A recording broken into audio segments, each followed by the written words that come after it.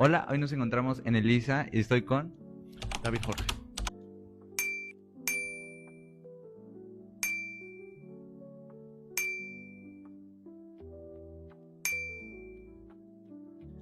¿Qué le ha parecido este evento? Pues creo que es muy interesante que se haya celebrado en Huatulco, ¿no? Una sesión conjunta de estas dos organizaciones y sobre todo creo que es muy importante para ustedes los estudiantes, ¿no? Para ampliar perspectivas, para conocer otras visiones, ¿no? de las relaciones internacionales y del mundo académico en general. Usted fue maestro acá en la Universidad del Mar cuando, sí, ¿verdad? Cuando era docente, ¿qué le parecía la universidad? ¿Cómo era la carrera de Relaciones Internacionales? Pues fue una etapa ya 7, 8 años atrás, ¿no? Muy especial, muy diferente al resto de mi vida académica, tanto en España como en Estados Unidos como en México. Y realmente para mí fue algo que dejó huella duradera y el mejor ejemplo es que pues, con el paso de los años sigo viniendo por aquí, ¿no? Y disfrutando, pasan las generaciones.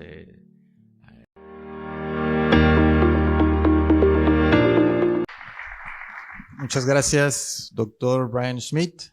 Ahora vamos a pasar a la tercera participación, en este caso de un historiador y profesor en el Colegio de México.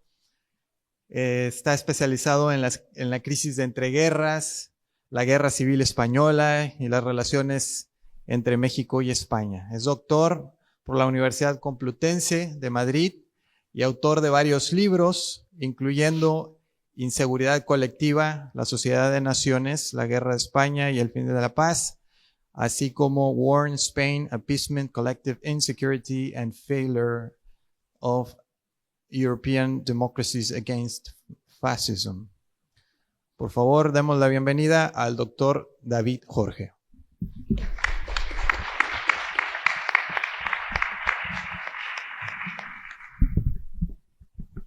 Buenos días, good morning. I'm going to deliver my presentation in Spanish because if I don't stick to the prepared manuscript, it will be hard for me to cover all the points I intend to cover within the scheduled time. So if after the panel someone has any question or any doubt in English, it's more than welcome. Los tiempos de aceleración histórica implican, por definición, procesos extraordinarios, ¿no? Y el periodo de entreguerras constituye un periodo de aceleración histórica único en el pasado conocido en términos de movilización político-ideológica de masas. Y de unas masas insertadas, además, de forma inédita en los asuntos públicos, después de haber sido empleadas como carnaza de guerra entre 1914 y 1918. Un cambio histórico determinante, en términos sociales, claro, también en otros, y derivado de aquella experiencia bélica y de la conformación del triángulo ideológico surgido de sus ruinas, el cual definiría el periodo de entreguerras. Una nueva realidad, aterrizada con cierto grado de brusquedad, implica nuevos patrones y escalas de valores, a nivel colectivo, pero también a nivel individual. Con frecuencia, dichos procesos son fuente de alteraciones, llegando a resultar perturbadores o incluso traumáticos. La necesidad de digerir el proceso y naturalizar el cambio, conforme al nuevo escenario, motiva una imposición relativamente rápida, al paso, de una explicación conformada por generalidades, donde no tienen cabida grandes matices. Se trata del terreno idóneo para la introducción de distorsiones aparentemente secundarias o la generación de vacíos explicativos. Se genera así un terreno para manipulaciones y adulteraciones futuras, ya sean más inconscientes o interesadas. El nuevo relato todavía no es historia. La prioridad es la adaptación al nuevo escenario presente y el establecimiento de proyecciones de futuro. Más aún que los vacíos explicativos, las distorsiones de apariencia relativa, no esencial, suelen resultar determinantes de cara a prefijar un relato histórico u otro. Por ello mismo, por esa apariencia, a priori secundaria, resulta tan difícil reconfigurar o reformular líneas motrices interpretativas establecidas y asentadas en torno a un relato imperante o hegemónico. Los seres humanos a lo largo de toda la historia han sido generadores y propagadores de mitos. Las cuestiones de la muerte, la trascendencia y un mundo ulterior han estado intrínsecamente ligados a la mitología humana. Pero otras preocupaciones más terrenales, pero no por ello menos efectivas, han determinado la traslación del mito al quehacer científico, por más que a este se le presupone ser antítesis de aquello no explicable en términos de demostración y verificación. La historia, en cuanto a ciencia social, y esta es la visión de un historiador, no soy yo, no de un internacionalista, la historia ha sido particularmente vulnerable a la manipulación como arma de combate en clave presentista. Una primera línea de construcción del conocimiento histórico viene determinada por los focos del relato, que responden a marcos interpretativos a menudo preestablecidos, y por lo tanto no ciertamente originales, stricto sensu. Y responden también a grandes líneas narrativas que excluyen ciertos tabúes, a la par que influyen de forma determinante en la conformación de una escala de valores, con el fin de generar moral colectiva para instruir íntimamente en lo que debe ser y lo que no debe ser. En dicho terreno entra en juego la cuestión del revisionismo, semánticamente adulterado en clave peyorativa respecto a su significado original, y el papel de los guardianes de la historia, instrumentos del poder vigente. El relato es poder, y el poder tiene la capacidad y los medios para marcar el relato, en una relación simbiótica en la que los intermediarios se ven a menudo inmersos en una disyuntiva de posicionamiento equilibrado entre el rigor en la reconstrucción del pasado y un amolde no perjudicial de su expresión narrativa conforme a las premisas y necesidades del presente.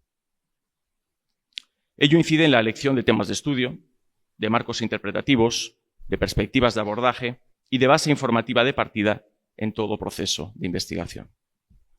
Salirse del molde implica riesgos, con la fatal posibilidad de ser ignoradas las contribuciones en los relatos hegemónicos o, peor todavía, ser merecedor de una etiqueta, la de revisionista, con la mencionada connotación peyorativa en el saber científico contemporáneo.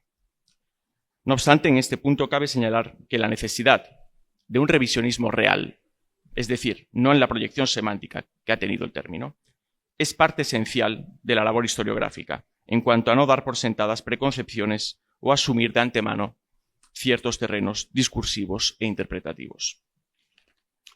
De lo contrario, el historiador partiría limitado de antemano respecto a la generación de marcos interpretativos y el abordaje desde perspectivas originales, así como un lastre en forma de escepticismo o minusvaloración de nueva evidencia primaria surgida que resulte relevante, pero no encaje o sintonice con las líneas mainstream del conocimiento histórico generalizado o estandarizado.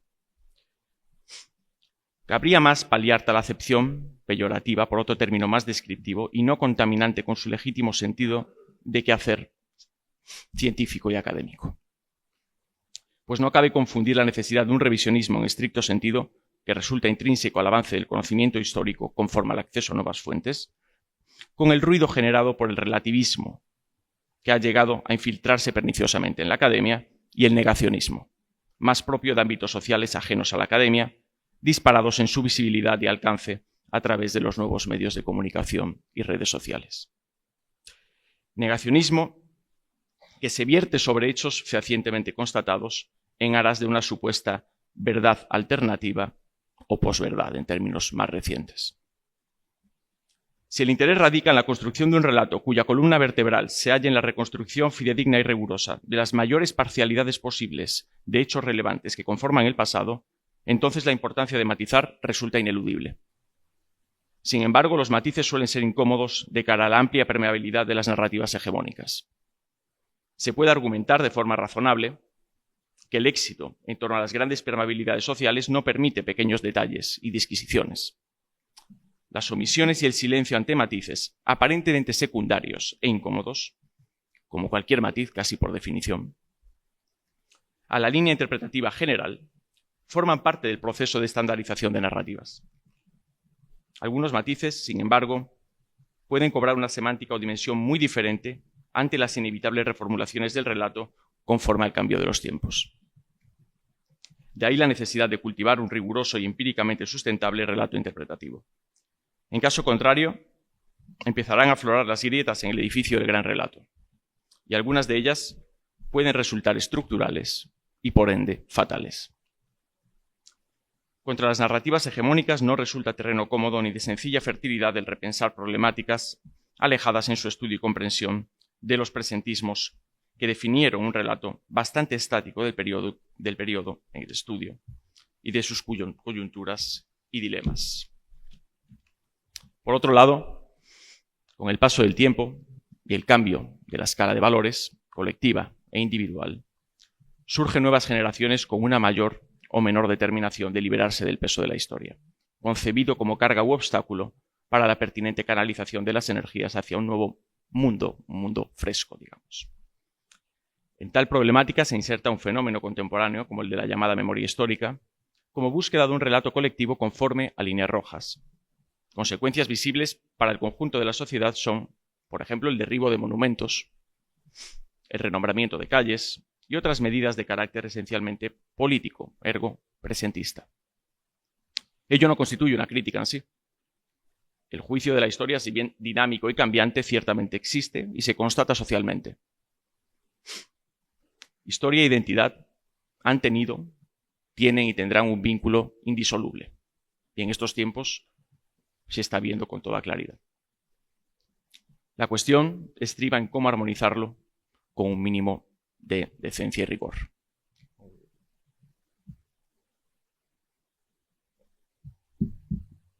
Bien, quisiera adentrarme un poco en el terreno que constituyó, digamos, el papel que tuvieron los mitos, cómo se proyectaron los mitos durante el periodo de entreguerras a través de Sociedad de Naciones, a través de la narrativa hegemónica en torno a las consecuencias directas emanadas del Tratado de Versalles, y también cómo ello sirvió para la minusvaloración del apaciguamiento británico, del appeasement, como un elemento crítico a la hora de desencadenar una Segunda Guerra Mundial, digamos, con una sociedad de naciones cuyo objetivo esencial había sido precisamente evitar una nueva guerra como la que había tenido lugar entre 1914 y 1918, ¿no? He aquí, pues, un ejemplo muy claro sobre cómo los relatos opacan ciertas dimensiones clave en función de intereses presentistas en clave política, como fueron los de la Segunda Posguerra Mundial, momento en el que se asentó la visión hegemónica de lo que había sido la crisis de entreguerras, ¿no? ¿Qué cabría diferenciar en dos décadas muy diferentes entre sí, como fueron los años 20 y la crisis de entreguerras en sí iniciada a inicios de los años 30, coincidiendo nada casualmente con la inauguración de la política exterior británica en clave de appeasement? He holds a